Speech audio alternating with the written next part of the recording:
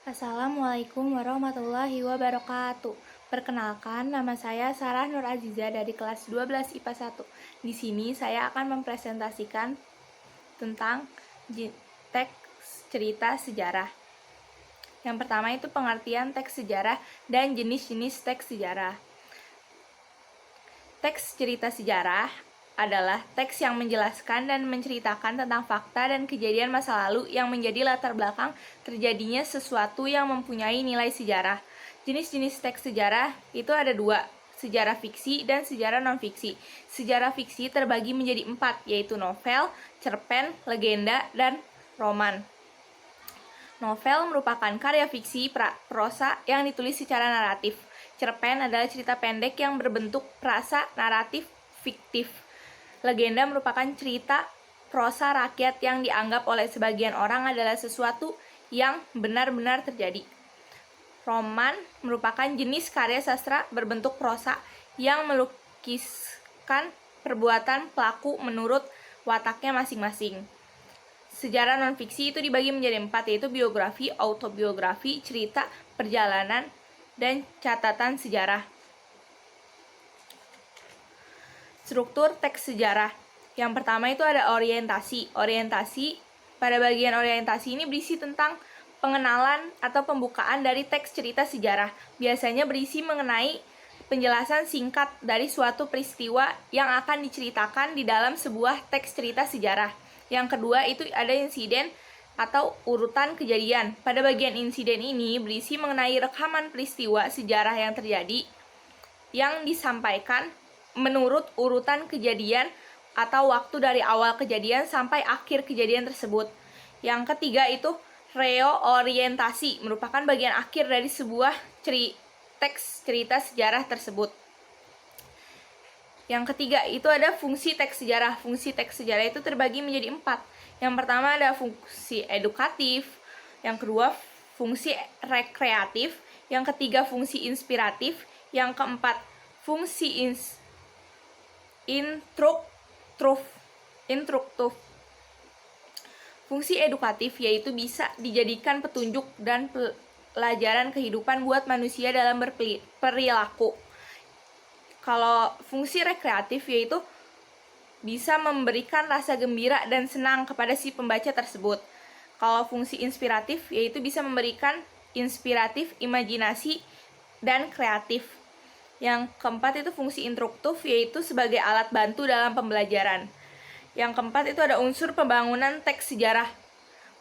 Pertama, unsur intrinsik. Unsur intrinsik yaitu unsur yang secara langsung membangun sebuah teks cerita sejarah. Unsur intrinsik itu terdiri dari pertama itu tema, yang kedua alur atau plot, yang ketiga itu penokohan, yang keempat sudut pandang, yang kelima itu latar. Yang kedua ada unsur ekstrinsik. Unsur ekstrinsik adalah unsur yang berada di luar karya fiksi yang mempengaruhi lahirnya karya namun tidak menjadi bagian di dalam karya fiksi itu sendiri. Maka unsur ekstrinsik dapat dijabarkan menjadi 7, yaitu rekaman kebesaran, ketinggian, dan kegemilangan pemerintah. 2. Dari segi corak penceritaan. 3. Unsur bias. 4. Unsur keagamaan. 5. Unsur politis. 6. Unsur ekonomi. Dan 7 itu ada unsur sosial.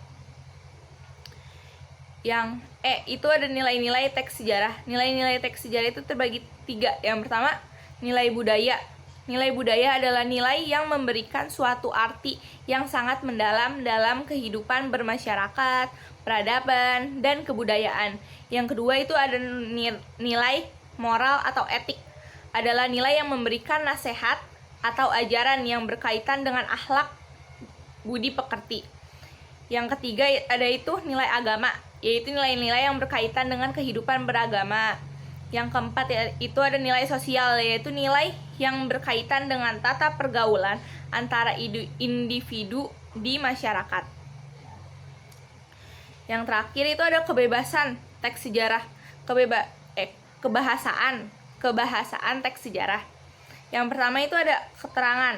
Keterangan adalah fungsi kalimat yang berpindah posisi. Keterangan memberikan fungsi informasi tambahan dalam suatu kalimat. Keterangan dapat berada pada bagian awal, tengah, dan akhir kalimat, kecuali antara predikat dan objek. Keterangan mempunyai beberapa jenis. Yang pertama itu ada keterangan tempat, berfungsi untuk menerangkan tempat kejadian dari dalam teks cerita sejarah tersebut. Posisi yang digunakan itu seperti di, ke, dari, di dalam, dan pada. Yang kedua itu ada keterangan waktu, berfungsi untuk menerangkan latar waktu kejadian dalam suatu teks sejarah.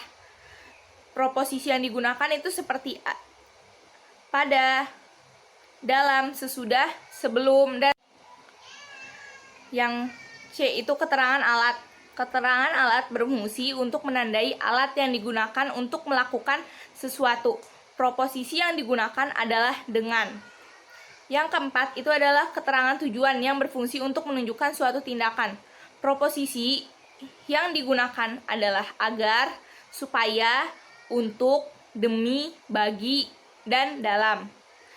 Yang kelima itu ada keterangan cara. Keterangan cara itu berfungsi untuk menerangkan cara yang dilakukan untuk melakukan sesuatu. Proposisi yang digunakan adalah dengan, secara, dan dengan cara. Yang keenam itu ada keterangan penyerta. Keterangan penyerta berfungsi menerangkan penyerta dalam sebuah kalimat. Proposisi yang digunakan adalah dengan, bersama, dan beserta. Yang ketujuh itu ada keterangan perbandingan, berfungsi membandingkan dua aspek, baik, sama, maupun berbeda. Proposisi yang digunakan adalah seperti, bagaikan, laksana. Yang terakhir itu ada keterangan perbandingan. Keterangan sebab. Keterangan sebab berfungsi menerangkan alasan terjadinya suatu kejadian. Proposisi yang digunakan adalah karena dan sebab. Yang kedua itu ada kata sifat. Kata sifat adalah kata yang menerangkan nomina atau kata benda. Ciri kata sifat adalah dapat digabungkan dengan kata lebih dan sangat. Kata sifat sering digunakan dalam novel sejarah.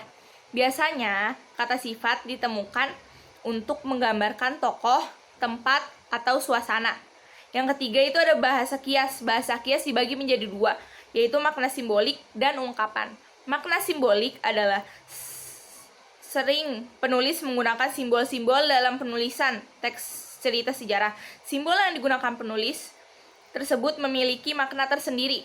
Simbol tersebut dapat dimaknai oleh pembaca.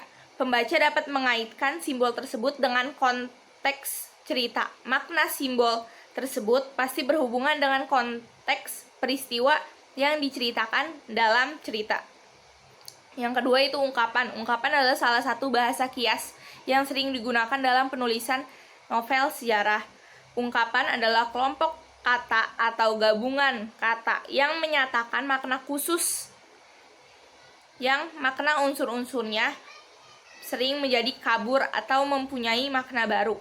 Ungkapan menjadikan cerita novel sejarah lebih menarik dan tidak monoton.